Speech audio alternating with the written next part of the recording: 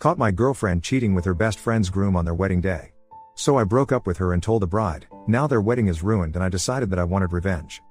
I, 28M, met my girlfriend, 26F, at a bar where they were doing a quiz thing and I ended up on the same team as her since I didn't come in with a team of my own. I was impressed by how much she knew and that was what really drew me to her. I've always been a trivia kind of guy, so anyone who is also into that is instantly interesting to me. We started talking and we eventually started dating. I'm currently pursuing a master's degree while she was previously a teacher but ditched her job to focus on building her online presence. She's aiming to be something of a trivia-focused influencer, which of course, I was solidly behind since I think we need a lot more personalities of that kind, especially women, on the internet. Anyway, when she was in high school, she had a really great friend who we're going to call May. May had a high school sweetheart that I'm going to call Tom, and their relationship, at least to external observers, was the dream. Two people who fell in love from high school, somehow managed to stay together through colleges on different sides of the country, and eventually started to live in close proximity after all of it. Some months ago, my girlfriend came to happily tell me about how Tom proposed to May and how they were planning to get married soon. I've met both Tom and May quite a few times and honestly, they're the nicest people. I have always wished them great. So when she told me, I was really happy for the two of them. I think everyone's story when it comes to love is different from the next person, but I've always loved the idea of finding your love very early on in life. There's nothing quite like knowing a person as deeply as that. At least when things end up going right until the very end, because as I will eventually get to in this narration, being high school sweethearts doesn't always mean that you're going to have a perfect relationship, if such a thing exists.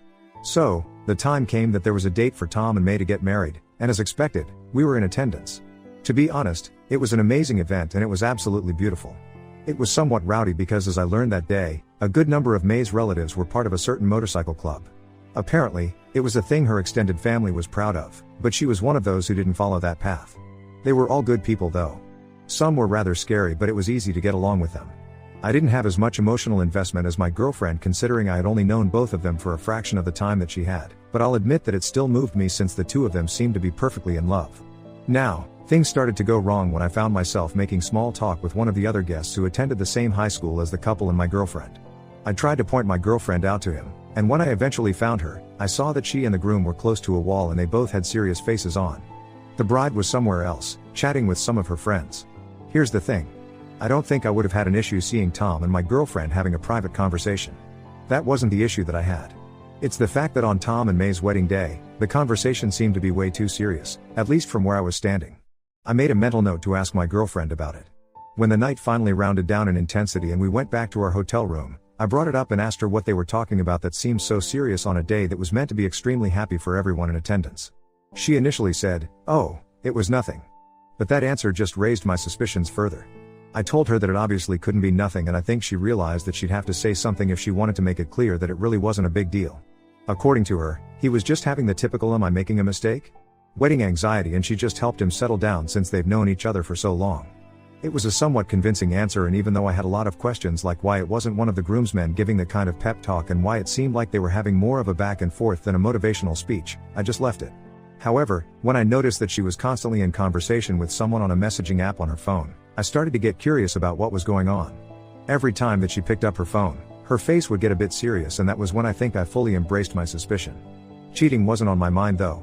I simply felt like there was something she didn't want to tell me, for whatever reason. Perhaps Tom told her something very personal and she swore not to tell anyone, but I needed to know that for sure and I made the decision to go through her phone. Honestly, it's not the first time that I'm looking through her phone. I've done it on 2 other occasions when I had really strong suspicions that she was hiding something from me, and both of those times, I didn't find anything of note. As much as you might say a lack of trust is what leads someone to check their partner's phone, I feel like what she doesn't know won't hurt her, and it also lets me see whether the truth tallies with what she tells me. On those other instances, I found out that she wasn't hiding anything, which certainly made me trust her more. This time around, things were different. I eventually grabbed her smartphone when she went to sleep and that's when I went straight to her messages with Tom.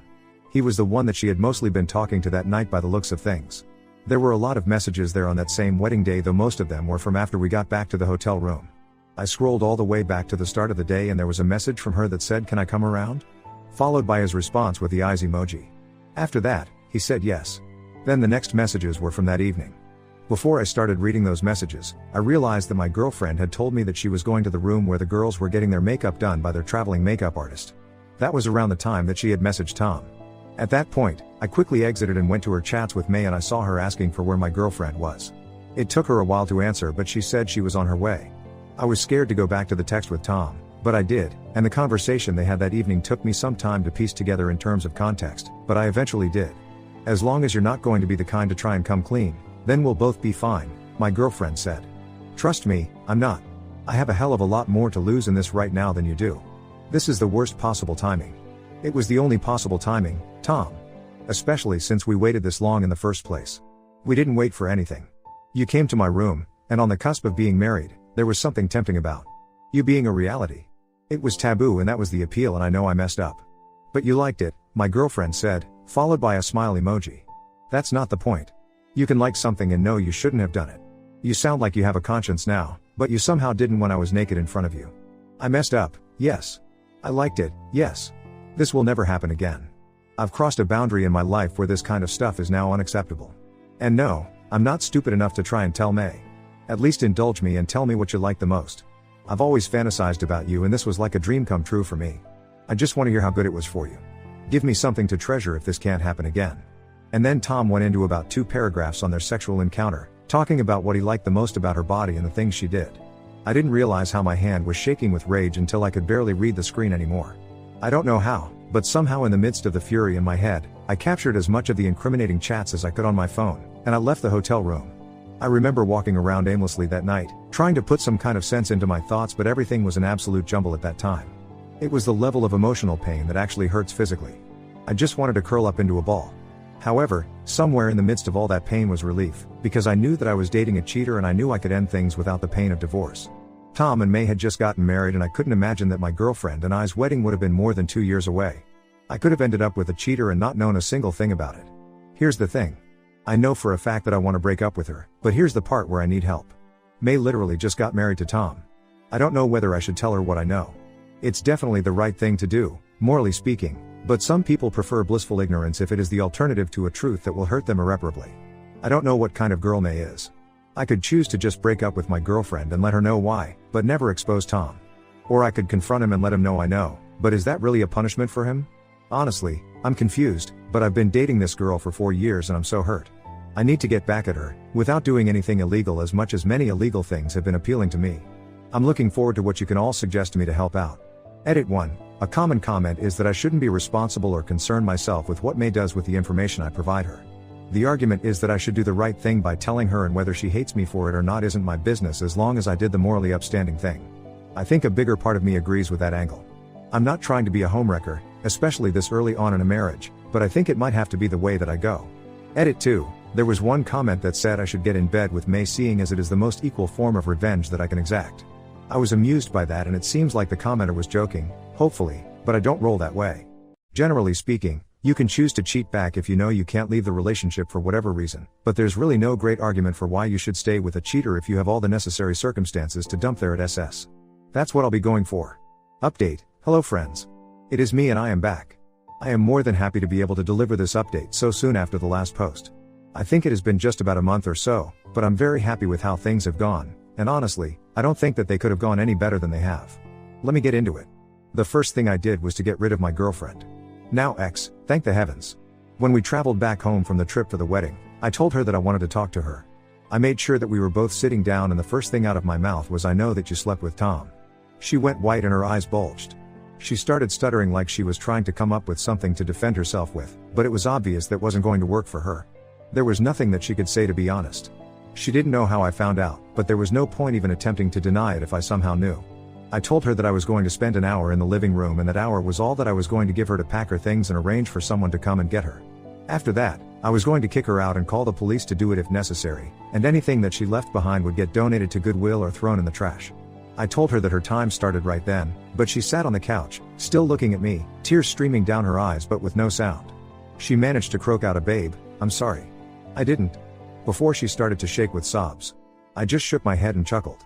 5 minutes later, she was still sitting in front of me. I reminded her that her time was ticking, and that was when she finally got up to leave. When the hour had passed, I let her know, and she came out dragging 2 suitcases behind her. Her friend, who she had called during that time, dragged out a third one. I assumed she had everything that was important to her, because honestly, I wasn't joking when I said I'd donate or trash the rest of the stuff. I did not want any of it in my house. I didn't need to be reminded of her in any form. And I eventually did get rid of all of it because I forbid her from coming back after she stepped out the door. That was the last time that I saw her in person. There was a time when she came back and started knocking at my door begging to talk, but I never opened it and she didn't come after that. I had broken up with her and I was more than happy. But that was only part of what I planned to do. The next thing that I did was call up May. If she lived closer, I would have wanted to go and talk to her in person so she'd know how serious things were, but I wasn't going to commit to that extent. When she picked up the call, I made sure that Tom wasn't in the same place as her, and I did my best to prepare her that I had something extremely heavy to tell her. When she said, "Out with it already," I just let her hear it. I told her that my ex-girlfriend and her husband had slept with each other on the day of the wedding. I told her everything that I knew, such as I think that was the only time, but the only thing that I didn't mention were the graphic details that I had the misfortune to read. The other end of the line was silent for a very long time. I had to tell her that I was so unsure whether I made the right decision by telling her or whether she would have preferred to not know. She only apologized and said that she was very glad that I told her. That's what she would always want. She seemed shocked that my ex-girlfriend, her friend of very many years, would hurt her like that. I felt for her, because as bad as it was for me, it was definitely worse for her. This was her high school love and he had literally just become her husband. Anyway, she said she'd handle the situation and thanked me. About a week later, I knew that May had pulled the trigger since my ex-girlfriend called me, and for some reason, I bothered to pick it up to hear what she had to say. She was angry at me for ruining their marriage. Apparently, she seemed to be in an altruistic mood as she claimed that it was fine that I broke up with her but I didn't need to ruin a new marriage. She said I didn't even know the two of them like that so I had no reason to interfere. May had chosen to end things right away. I just laughed and hung up on her. It was extremely amusing to me that she was trying to be morally upstanding in any capacity. The next thing I did was to expose her on social media. Instead of doing it myself, I hired someone for cheap to help me do the grunt work in her comments. I gave him the entire story including the conversations and he went to work on all of her social media pages. Apparently, she couldn't post a new video without the guy coming in with his accounts. When one was blocked, he'd switch to another. It started a lot of discourse among her fans until it got to the point where she simply had to disable comments on all her posts. About 2 weeks after this started, she simply stopped posting. It's been about 2 weeks now and she hasn't posted, which is strange because she would normally post close to 5 times a week. Something about that makes me happy. I know she might be trying to wait it out, but I'll be back for when she decides to try and bounce back. The internet never forgets. Now, here's the funniest part of the entire thing. When May told all of her relatives that the marriage was over, they were obviously extremely curious about why things ended and she made it more than clear. Well, May is apparently quite a sweetheart and a lot of aunts, uncles, and cousins adore her. Those biker relatives of hers? They went to cause quite a ruckus at Tom's house. According to May, they roughed him up quite a bit. However, the very best part for me is that they went to my ex-girlfriend's house too. I don't know how they got her address but they did somehow. They didn't hurt her, but they certainly scared the crap out of her and last I heard, she had left her sister's place and moved out of the state. I don't know whether that's temporary but it is extremely funny that her cheating somehow made her run like a fugitive. So, I broke up with her, made sure the cheating groom was caught by his wife, did my part in dismantling my ex's online career, kicked her out and tossed some of her stuff, got the AP beaten up just enough, and had my ex frightened to the point that she ran out of state. To me, that's as great as revenge can go and I honestly feel a whole lot better. Being cheated on isn't fun, but it seems revenge is the right medicine for it, especially if you do it properly. Make sure it hurts, brothers and sisters, and you'll feel better for it. Thank you to everyone for all the help and assistance along the way, and I'll be sure to return the favor to other posters who need help. Now on to the next story. Story 2. Fiancé admitted that he has a crush on his coworker after I confronted him about feeling neglected. I forgave him, but now I'm repulsed by his touch. So I ended our 4-year relationship. I, 35F, and fiancé, 43M. My fiancé is self-employed, but often works with people from other companies.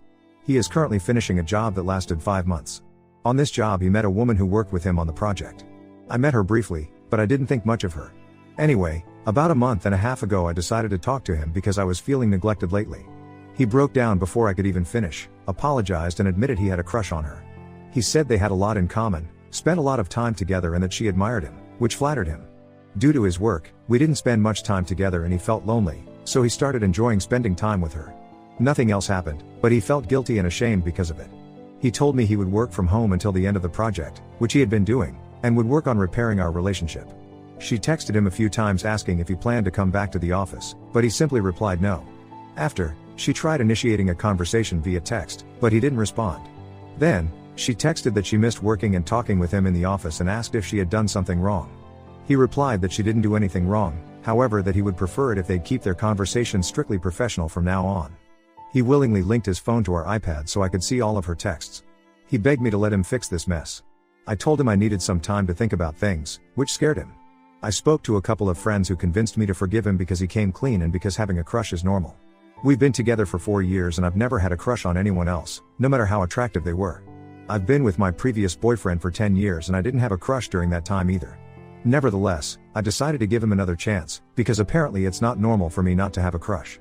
He was very grateful for a second chance. He is romantic, attentive, kind, loving, honest. He has read a number of books on relationships and infidelity and is trying to understand what happened and why. The thing is, I know all the right things to say and do, I seem to be receptive to his advances, but none of it is real. I'm disgusted by his touches and kisses, my mind thinking up sardonic, sarcastic responses to everything he says and does. I don't say any of those mean things out loud, BTW. He repels me. And now I'm starting to feel attracted to other men, which in my case only happens when I mentally withdraw from the relationship. Is there a way to overcome this? Have you had any experience with this? Update 1. Since I continue to receive responses in this thread, I made another one. To keep things short, I ended the relationship. Love isn't enough to overcome distrust. Comments. Ferk. In my experience, once I'm mentally checked out, there's no going back. No amount of promises, effort or guilt can bring back trust. You need to be able to trust your partner from the depths of your soul, with your body, your feelings, your life. Dear Juice 1560, I think you just subconsciously feel unsafe and that is making you check out. He didn't say anything till you did, so I don't blame you. It wasn't just an innocent crush, he was playing into it, as she was too, to say she misses him. It was at bare minimum the beginning of an emotional affair. Thank you for stating this better than I could. As I've written in another comment, I can see myself marrying him, having a child with him and then him looking for another woman while I'm still postpartum. It might be better to break up before marriage and children complicate things further. Should I just hope he doesn't do it again the next time things get difficult for him? If I hadn't confronted him, how far would he have gone? I love him, but I'm not sure this relationship is worth continuing anymore, as I don't trust him. I don't know how to move past this. I don't want to spend my life policing his every move and being paranoid each time he stays longer at work. I don't deserve that bullshit. Update 2. Yesterday afternoon, I gathered the courage to talk to him. I asked him not to interrupt me until I finished. I told him everything that's been on my mind since I found out about my distrust, disgust, and loss of respect for him. I remained calm and didn't hurl any insults. I told him that what he did was emotional cheating and that I'm not convinced that that's where it stopped, that I appreciated the fact that he decided to read all of those self-improvement and relationship books, that I hope he'll learn from this experience and will improve as a person, but that it's not going to save our relationship. I'm done. He begged for another chance, asked to attend couples therapy, he promised to attend individual therapy as well. He told me he loved me and that he knew he messed up and didn't deserve me, but that he would be willing to spend the rest of his life making it up to me. I told him his words weren't enough and would never be enough again. I started packing my stuff. He followed me around the apartment, crying and making promises. Before I left, he asked me if I'd be willing to reconsider us sometime in the future, if he proved himself. I told him that I don't see that happening. I told him that I wished him all the best, but that it's not going to be with me. I am staying with a friend now, while looking for an apartment. He sent me flowers to the office with an I love you card. I'd throw them away, but I don't want to draw attention at work. So far, I've received 3 emails from him, pouring his heart out, or whatever else, to myself.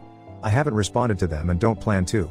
I haven't blocked him, either. He crushed my self-confidence and made me doubt myself. He might as well feed my ego now.